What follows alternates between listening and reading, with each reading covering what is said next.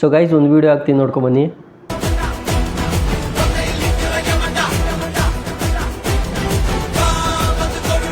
So ನೋಡಿದ್ರಲ್ಲ, so ಇವಾಗ ತಾನೇ ತಮಿಳ್ನಾಡಲ್ಲಿ CM ಆಗಿರುವಂಥ ತಳಪತಿ ವಿಜಯ್ ಅವರು ಸೊ ಯಾವ ರೀತಿ ಐಡಿಯಾನ ಮಾಡಿ ಟ್ರಾಫಿಕ್ನ ಇದು ಮಾಡ್ತಾ ಇದ್ದಾರೆ. ಸೊ ಇಲ್ಲೆಲ್ಲ ನೋಡ್ತಾ ಇದ್ದಾರೆ, ನಮ್ಮ ಕರ್ನಾಟಕದಲ್ಲಿ ಯಾವಾಗ ಈ ರೀತಿ ಆಗುತ್ತೋ ಗೊತ್ತಿಲ್ಲ.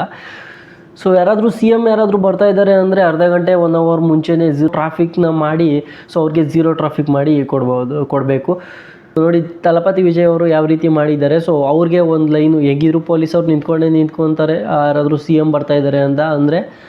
ಸೊ ಇಲ್ಲಿ ಪೊಲೀಸವ್ರು ಒಂದು ಲೈನಲ್ಲಿ ಅವ್ರಿಗೆ ಒಂದು ಟ್ರ್ಯಾಕ್ ಥರ ಮಾಡಿಬಿಟ್ಟು ಅವರು ಒಂದು ದಾರಿಲಿ ಹೋಗಿ ಮತ್ತು ಪಬ್ಲಿಕ್ ಅವರು ಒಂದು ದಾರಿಲಿ ಹೋಗ್ತಾ ಇದ್ದಾರೆ. ಈ ರೀತಿ ಮಾಡಿದಾಗ ಯಾವುದೇ ರೀತಿ ಟ್ರಾಫಿಕ್ ಕೂಡ ಆಗಲ್ಲ ಮತ್ತು ಜನರೂ ಬೈಕೊಳ್ಳೋದಿಲ್ಲ.